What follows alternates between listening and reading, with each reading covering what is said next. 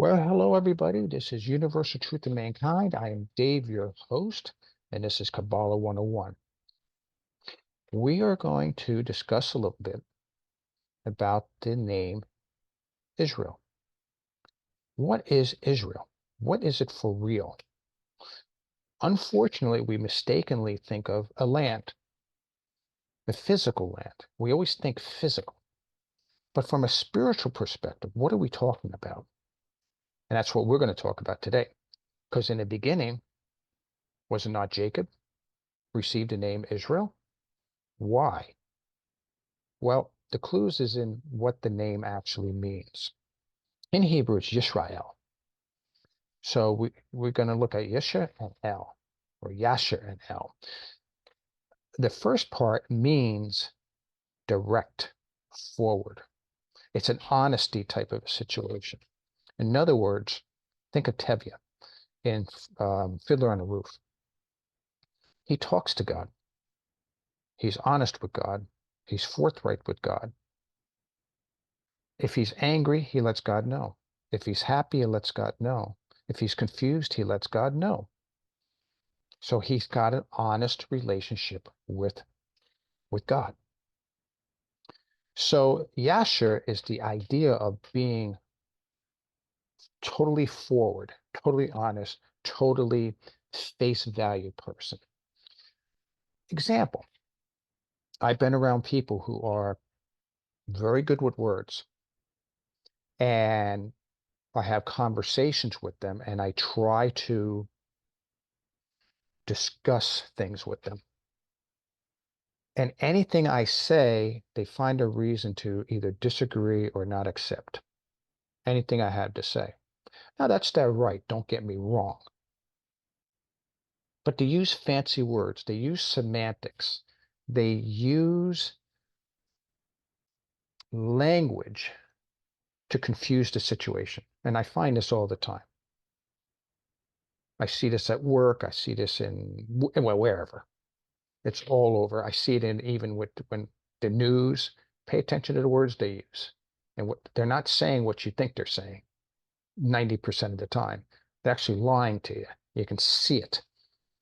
In other words, what I'm saying by lying is they're not saying, they're trying to make you think something other than what they're saying. And we run into this with people just on an everyday basis.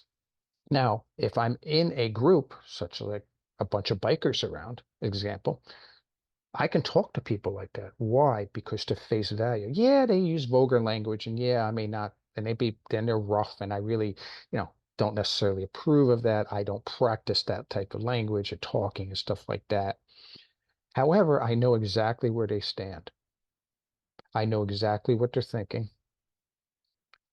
There's no confusion in the picture, and I can discuss with them, and I find they respond back.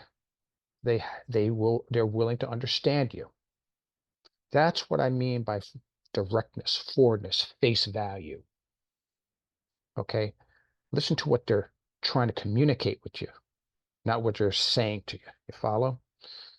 Look for the essence of the conversation. And I'm much better with a group of bikers than I am amongst the intelligentsia. So that handles that part of the word. So what about L? What is L? Now, some say, oh, that's God. Well, unfortunately, more than one name of God is God, or Hebrew words is God.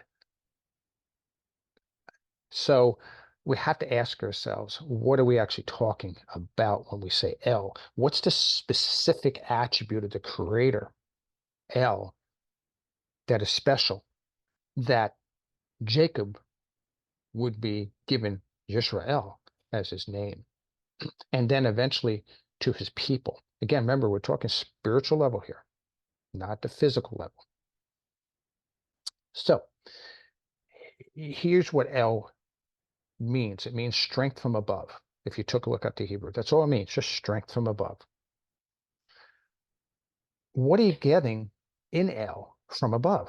Well, did you ever hear the phrase, let there be light? in Genesis 1.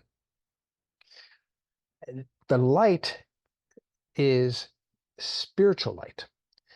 It's the opposite of negative. It's positive. It's healing versus diseased. It's it's revealing light versus darkness, hidden. It's love versus hate. It's wisdom versus ignorance. And I can keep going. But that's the light that was received. So Jacob went directly to the Creator to receive that light so that he could be a positive influence upon the world.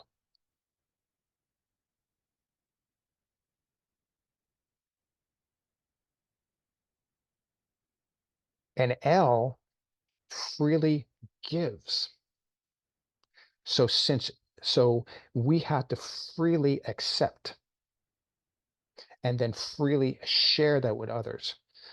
That's what Jacob did. He freely received that light and all the attributes of that light that I just mentioned. He freely changed himself. He accepted all that so that he could be a positive influence on the world. And then he shared that with his 12 children, 12 sons. Thus, he was the beginning of the spreading of, the sharing of this light that was freely given. And that's what Yisrael means, and that's the way, one way that the Kabbalah does explain it to us. Thank you. Have a great day. Shalom, shalom.